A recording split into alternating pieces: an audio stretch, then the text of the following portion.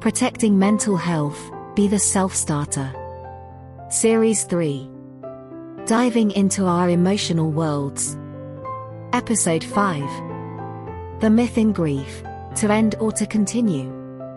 Recently, there have been news reports of using artificial intelligence, AI, to recreate digital replicas of the deceased. The bereaved people hope to preserve cherished memories and offer them solace through the virtual reunion with their lost ones. This episode attempts to reflect on the meaning of maintaining connection with the deceased in the grief process and the impact on grief resolution. The use of AI as grief tech. With the rapid development of artificial intelligence, AI, it has come to the stage that AI can mimic speech, expressions, and mannerisms to provide a remarkable resemblance of the deceased.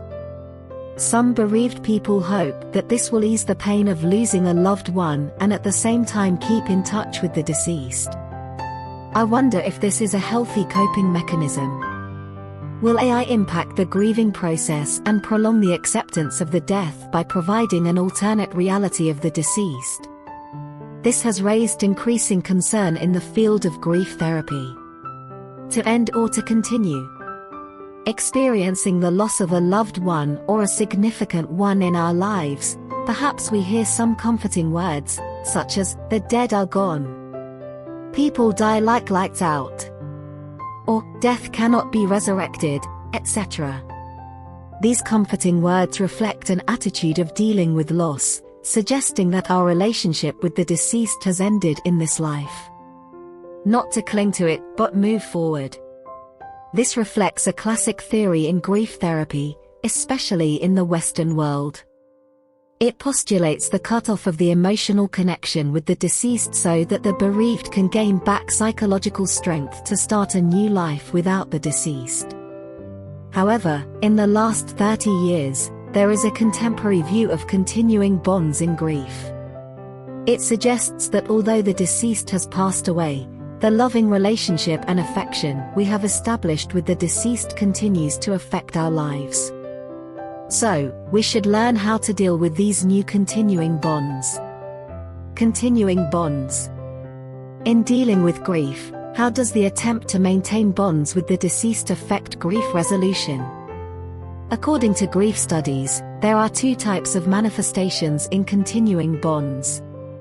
The first is concrete manifestations. Clinical studies have found that in early stage of grief, especially when a loved one or important one in life is lost, the bereaved might experience some specific thoughts and behaviors, such as having transient illusions that the deceased are around, engaging in internal dialogue with the deceased, or keeping their possessions. These are typical proximity-seeking behaviors to stay close to the deceased in the grief journey. And they are normal for the bereaved to adapt to the loss of a loved one. In most cases, when the bereaved gradually adapt to the reality of the death, the concrete manifestations of continuing bonds will become less intense and frequent. However, if these proximity-seeking behaviors persist for more than 6 months or longer, and they still have strong feelings and even report hallucinations of seeing or hearing the deceased, it is worth seeking professional help. The second type of continuing bonds is symbolic manifestations, which means that we stay objective and accept the reality of the death of the deceased. We recognize the physical absence of the deceased in our world, but we hold faithfully the joy, the care and love the deceased has left us in the world. We have internalized this loving relationship with the deceased, and that gives us a sense of stability and support. Studies show that the symbolic manifestations of continuing bonds are beneficial to grief resolution. Pause and think. If we rely on AI-generated replicas to maintain the bonds with the deceased, is it concrete manifestation? Will this impede the natural grieving process and hinder emotional healing? Will this delay the process of learning to live life without the deceased? Let's reflect together.